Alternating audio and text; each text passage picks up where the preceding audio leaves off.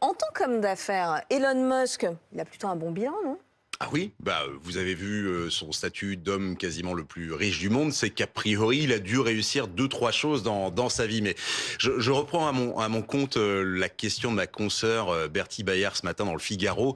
La démocratie est-elle un business comme un autre? Parce que, encore une fois, il a un projet politique, Elon Musk, mais c'est d'abord un businessman.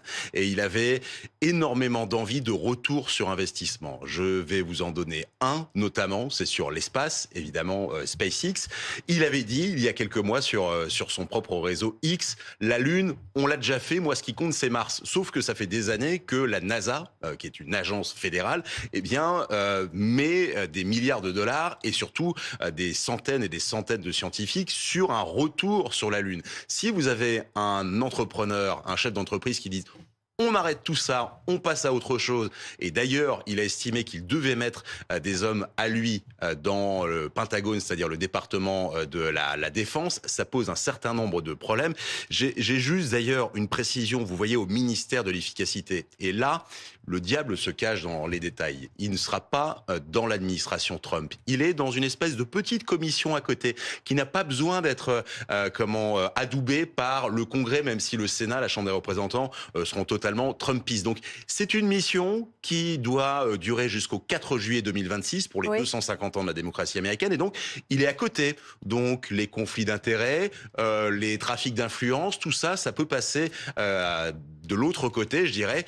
Et donc n'oubliez pas, c'est d'abord un businessman et peut-être que pour lui, la démocratie est un business comme un autre. Bon, c'est un profil original, c'est le plus connu. Il y en a d'autres dans l'organigramme, des profils surprenants?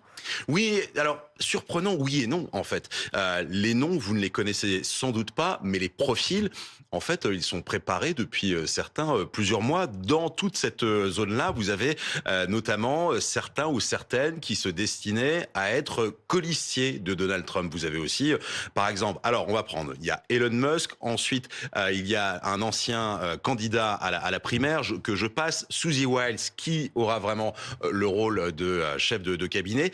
Et puis ensuite, vous avez un homme qui est un ancien commentateur de Fox News. Oui. Il est toujours pour l'instant un ancien de la garde nationale qui était aussi il avait en charge des prisonniers à Guantanamo. C'est un homme qui a essayé de secourir et d'aller du côté de personnes qui avaient été accusées de crimes de guerre. Pour le reste, je peux vous donner en fait la liste de quasiment tous ces gens-là, il y a encore 10 ans, étaient anti-Trump. Ils ont totalement nettoyé leur profil sur Facebook et sur X pour devenir vraiment des fans absolus. Leurs profils ne sont pas si surprenants ça parce qu'ils sont extrêmement loyaux. Une dernière question. Il semble plus organisé que la première fois, Donald Trump. Oui, on n'est vraiment pas dans la panique. N'oubliez pas, le premier surpris par l'élection Donald Trump en 2016, c'était Trump lui-même. Donald Trump, avec cette espèce de panique,